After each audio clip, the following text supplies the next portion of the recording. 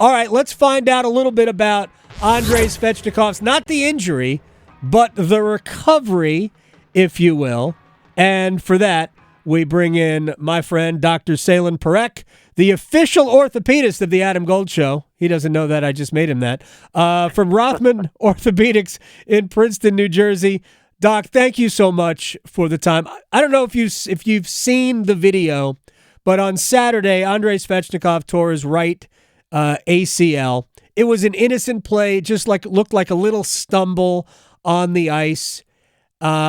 He actually came back and skated a couple more shifts because it was late in the period. He skated 2 more shifts in the second period and played the entire third period. I've never seen anything like that. How do you play with a torn ACL?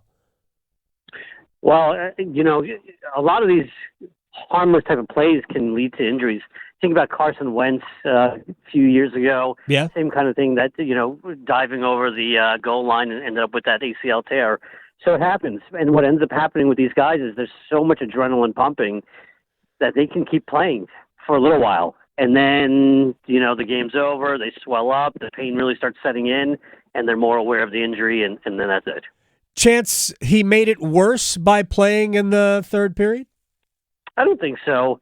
The instability isn't going to be necessarily there for everybody. It won't be that bad. The fact that he played makes me think, yes, there's a lot of adrenaline, but he probably wasn't super unstable, so he's able to play. But that's obviously not something you can do long term. No. Do you question whether or not he is human if he played in the third period with a torn ACL?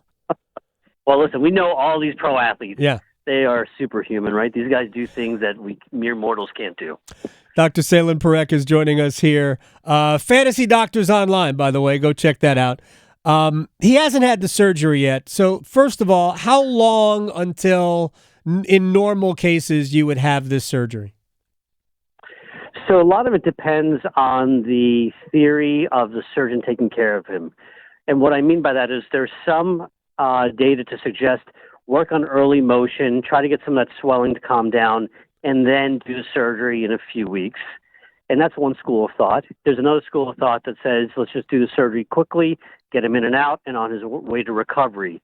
The long-term results on either of those things is the same. So it really depends on the surgeon preference and quite honestly, partly the athlete as well. All right. Now, what is the time frame for recovery for this type of injury now? It used to be you'd be out for longer than a year. Then Adrian Peterson, I think, came back in, I don't know, like 8 weeks. I'm joking, but it seemed like it. What is the time frame for recovery here? Yeah, AP came back in 6 months, broke the timelines, and then had a monstrous year.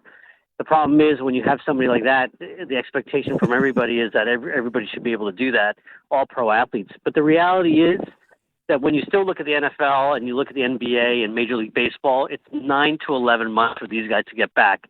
Hockey's a little bit different because the demands of the knee are a little bit different. The fact that you're on a smooth surface where the friction is very little, it makes it a different situation. So for hockey, you normally see these guys get back in about 6 months.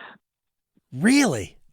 So they can start getting on the ice in about 6 months. 6 months. Start getting on the ice. So we're still talking maybe another month or two before he's able to come back and play. So I guess my kind of in my brain, I had Andrei coming back around Christmas of next year. That's probably still a pretty good timeline, no? That's still a pretty good timeline, absolutely. And, do you really try to rush him when it's not needed at that point? I think you give him his time, let him come back in December-ish timeline. I think that's reasonable. And should he be even more superhuman than he is right now? It could be. Some of these guys like AP come back and they have this amazing burst, but that's not the norm. When you look at the data on these NHL players, there are some of them that do lose some speed. They do lose their stats in terms of scoring and assists.